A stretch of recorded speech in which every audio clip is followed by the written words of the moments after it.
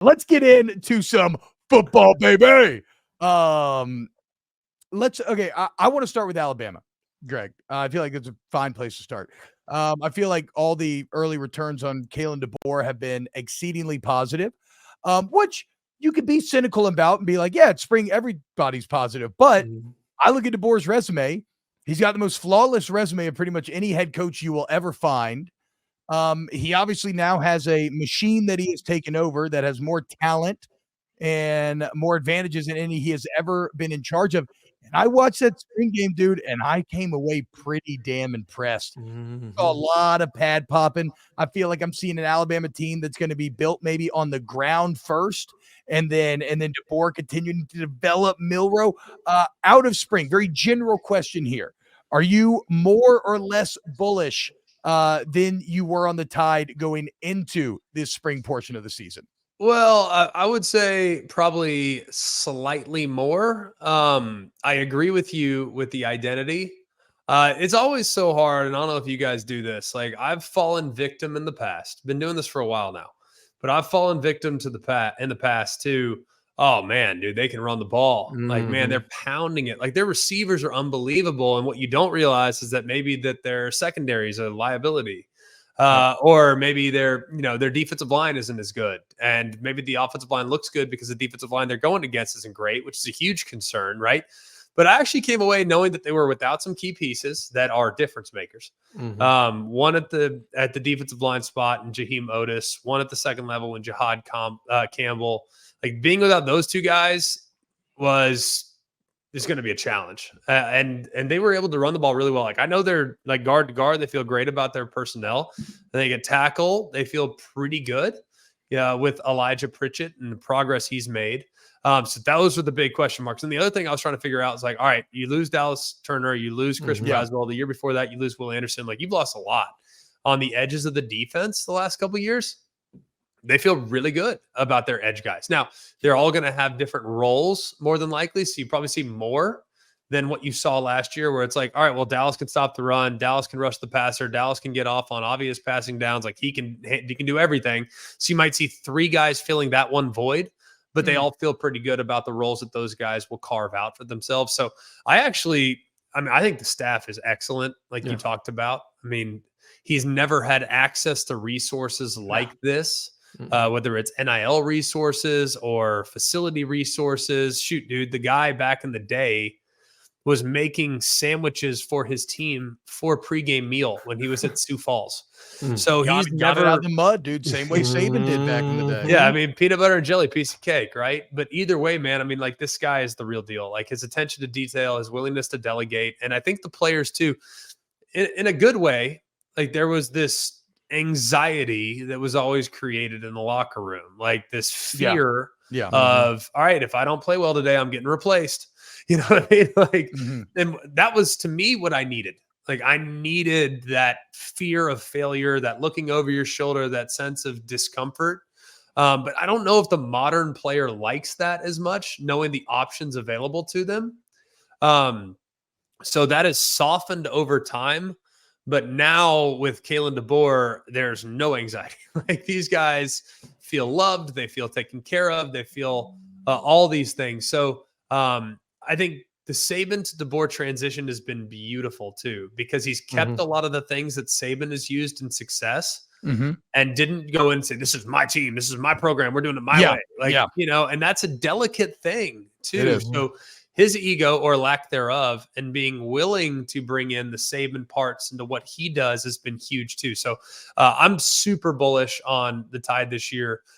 But I already was. I just am even more empowered in the bullishness now. Yeah.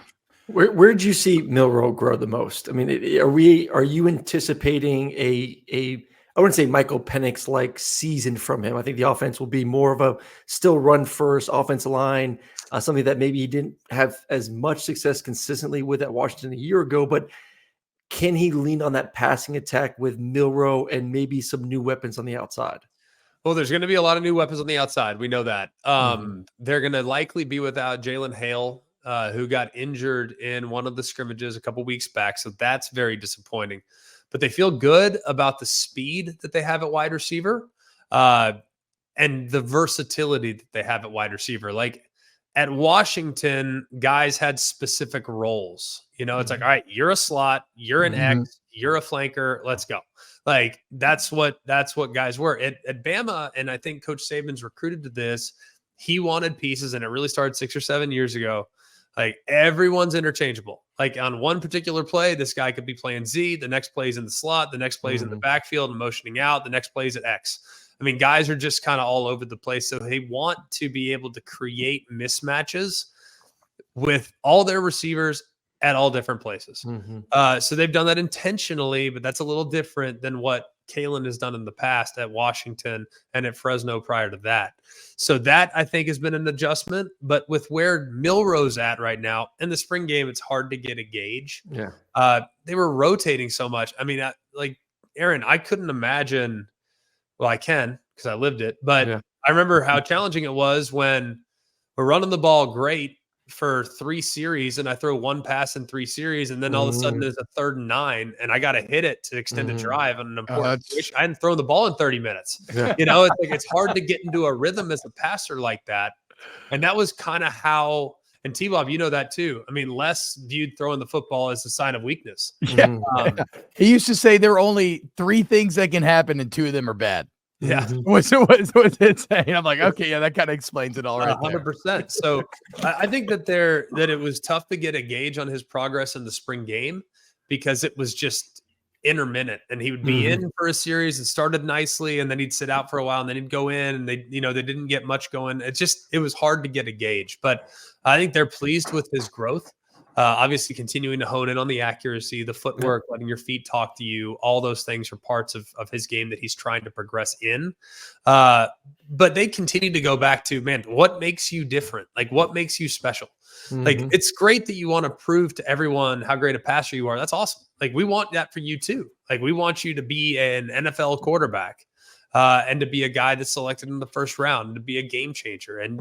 And your progress, we hope that it mirrors what it was like for Lamar Jackson at Louisville, where early in his career as a runner and just got better and better and better as a thrower, became a 1st-round pick, and now is a multi-time MVP. So they want that for his progression, but don't abandon what makes you very difficult to defend, and that's the use of your legs. So quarterback run game, take off if it's not there. I think that's something they're still trying to make sure that he does and focuses on, because that's what makes him crazy elusive and very difficult to handle. Hey, Greg, let me jump in real quick with the quarterbacks. Like last year I had the LSU spring game, and I remember the coaching staff kind of telling us before the game, like, we put Jaden in very uncomfortable situations for him. We scripted practice so that he would do the things that he's not good at. Like you and I have been in this situation. We go to spring practice, we go to practice, we get the script. We're like, okay, that's a touchdown. That's a touchdown. Hey, Bobo, change this. Hey, change this. Like I want to walk away from practice feeling good about myself. They wanted him to be a little bit uncomfortable. And they said from the first game to or first practice to the last practice in the spring game, just huge strides. So talking with the staff, did they maybe put him in unique situations to force him to become a better passer, or at least work on things to elevate that part of his game? I think, it just depends a little bit on the staff. Like Coach Saban always scripted, at least when I was there, in favor of the defense. So every situation we were in was uncomfortable. It's like, all right, we do half line pass. It's like there's 4 DBs and 2 wide receivers. Like, all right, find a guy that's open. It's like there's 4 DBs against 2 receivers. Like we can't win that battle. So we do things like that. And I think that with this staff, it's a little bit more balanced with how they tilt the deck just a hair towards the offense.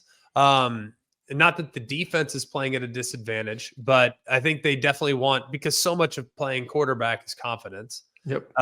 So if you're not confident in your own abilities, if you're not confident in what you can do, like you're not going to be as good as you can possibly be. So I think they've probably tried to simulate some difficult situations, but with Jalen, a difficult situation is when he's wearing a non-contact jersey, because I mean, that's just not the player. You put him in a live situation, like he's a better player, no matter what, because he's probably the most dangerous guy on the field with the ball in his hands. So I think that's something that they're going to have to continue to kind of iron out. I mean, you're never going to make your quarterbacks live. That's just foolish. But at the same time, I think making sure that yes, his development as a passer is of the highest priority. You don't want the focus on that to lead to slower decision making in the fall, where he's sitting back there like, I got to throw it, I got to throw it, I got to throw it. That's what we did all spring. That's what we did all summer. No, just take off and go. Yeah. So I think it's a delicate balance for sure. Okay, so and you don't have to expound like very long on this, Greg, if you feel like you've already answered it. But is Jalen Milroe unquestionably the guy going into fall? Okay. Yeah, I think so. I mean, there's buzz about, Ty Simpson and the staff loves him. And I think all that is true. You can love the guy that's competing with the guy while acknowledging that the guy is the guy for a reason. And that's one of my favorite sentences I've ever heard. You know what I mean? Like, how many times do you see the guy in a 20-word sentence? But it's true. And I think there's a sensitivity too, that if they came in and just like, all right, well, everyone's slate is clean. Like, that's not true. Everyone tries to say that. And I think they mean it at certain positions, but there's just too much sweat equity that's built up for Jalen over the course of his 13 starts last year to even think about or entertain the idea of someone else getting another shot at it. So no, I don't think there's any question that he's the guy going into the season. Now, in the event in which he doesn't play well, I mean, you gotta stay sharp. And if you're not playing well, then everyone, doesn't matter if you won a Heisman Trophy the year before, you run the risk of being replaced if you don't play well. But I liken it to a scenario, and it's not exactly the same, but I liken it to a scenario like, okay, Caleb Williams against Spencer Rattler a couple years ago. Like, Spencer Rattler was like, God's gift to football coming into that season and played his way out of the starting role. So and he was amazing the year before and played well in times the year before that. So I don't ever see a scenario where a guy that has played really well and has won a lot of games gets replaced because of meritocracy. Like, this guy played better in practice, he's now ahead of him. That's not happening. Like, this guy played good in games. The games from the year before matter. So I think it's Jalen's show for sure. And they wouldn't even, I don't even think they'd consider anything like that unless for whatever reason he didn't play well. Yeah. Well, and then we also saw too how the team responded when he wasn't the guy when they played USF as well. And I think that's part of it too. Like, who does the team believe in? The guy that's played the majority of snaps, the guy that helped win us an SEC championship last year. So I think the coach kind of knows the voice of the team also. Well, I think the narrative too is because we saw Washington and Kalen DeBoer in particular as a head coach. We've only seen him win with one style of quarterback. That style of quarterback has been a traditional drop back. Now, Penix, did he have mobility? Yeah. Early in his career, that's who he was. I mean, he was a great runner. They did a ton of design quarterback runs for him at Indiana. And then at Washington, he, of course, became a drop back guy that's going to push it down the field. Even before that, when he was at Fresno, it was really drop back passing game. That was what they were, and quick and short and intermediate passing game. So I think people already think like, well, Jalen's a great runner. So is it, and maybe he's still progressing as a passer. And I think he's progressed nicely in those areas. So I think people just think, well, this is how Kalen does it. So he's going to find someone that maybe plays like Penix or plays like what they had at Fresno. I don't think that's true. I think Kalen can do it a lot of different ways, and he's going to design the offense and cater the offense to Jalen's skill set. So it might look different than it did at Washington, but it doesn't mean it won't be effective.